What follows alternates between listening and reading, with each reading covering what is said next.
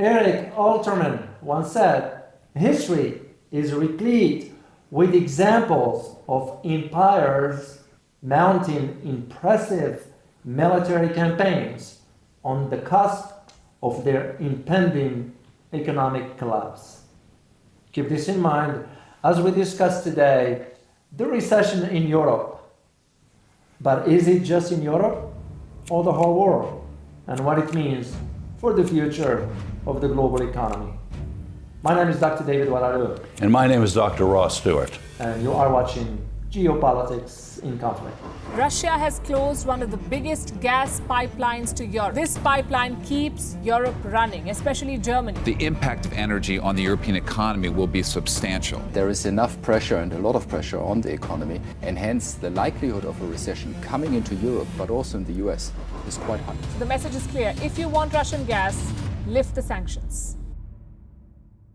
We're launching a new channel because we want to give you tools to be prepared for influencing your future. It's called Heart of the Warrior. Please be looking for it. The link is up there, up above there. So. But what do you think, David? Yeah. I think Russia's going to force Germany to turn their lights off. They already did. It's not a laughing matter, but they already did. It's because you got now European countries. We don't hear much about this stuff here, but European countries now struggling economically. Some, not all. I shall not generalize, of course. But Germany, because Germany is the heart of the EU. Absolutely. That is where one of the issues they are running into, rather. One of the things I think about is when I first lived in Germany, energy was very pricey. And they asked me if I wanted to bathe as frequently as once a week.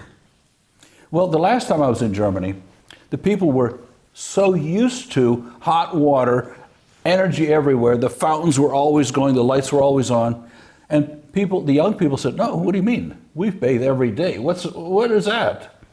They're going back in history to a time when energy is outrageously expensive, and the things they're really accustomed to, spoiled, are going to go away. They're gone already, actually.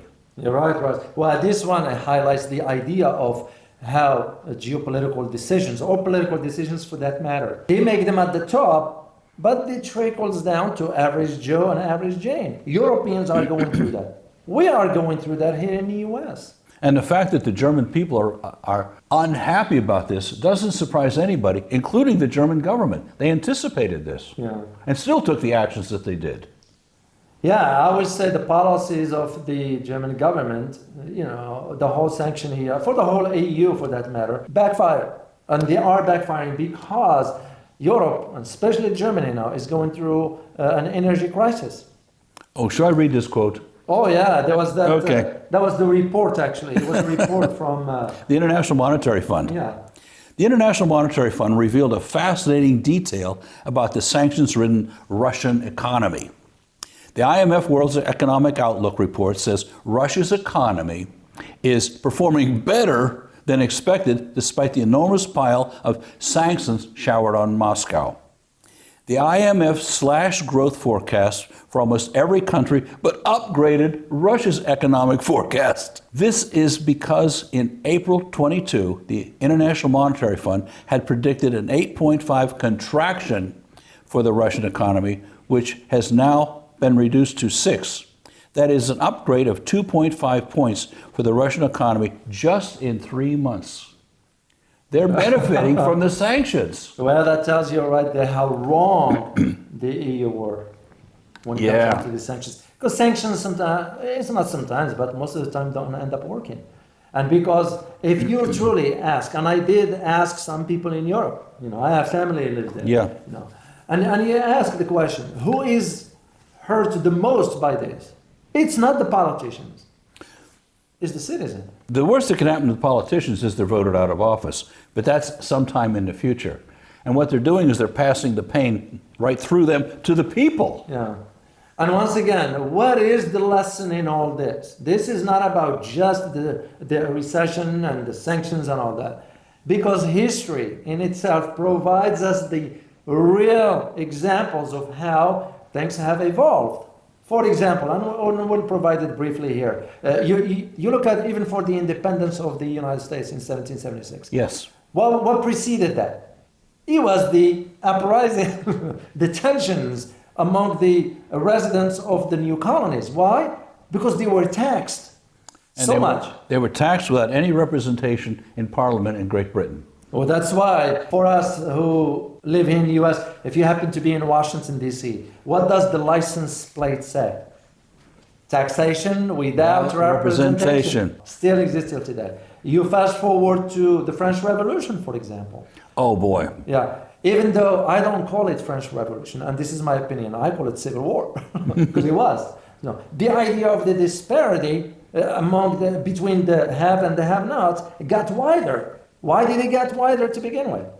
It's because the concentration of the wealth ended up being in the hand of the few, and those few end up deciding what policies to implement. Oh, you mean like what's going on right now in the United States? Exactly. Or Germany? Yeah. And this is what and this is why the Europeans are experiencing what they're experiencing. As a matter of fact, for Germany, because we keep up with what's going on in Germany because it's the heart of the EU. Germany, and I found the research here and we'll provide you a link down below for all this with these stats. Here's the thing. Europe as a whole. Gas supplies from Russia has gone down from 45% to 15%. The significance of that is you will not take a cold shower. You will be taking cold showers and come out of the shower into a cold room this winter. Yeah. And as we all know, winters in Germany are cold. Yeah, indeed. And this is why Germany is embarking on this campaign to conserve energy. I mean, like, for example, the city of Hanover, which is not a small city. I've been there. It's a lovely city. Yeah. Well, guess what? The city of Hanover now became the first major city in Germany that will ban hot water. I can live there because I don't take hot showers. So, cold shower, get used to cold water anyway. Yeah, they banned the hot water showers and central heating in public spaces and buildings. Well, you know, the goal is to cut energy by 15%. That's going to be challenging. And I wonder if it's even going to be enough. You're right. Even Berlin, which is the capital, Right. decided to turn the lights off in about 200 buildings. So once again, the point is not about just this example, whatever. The point is the historical reference to how it was in the past when you start having unhappy population.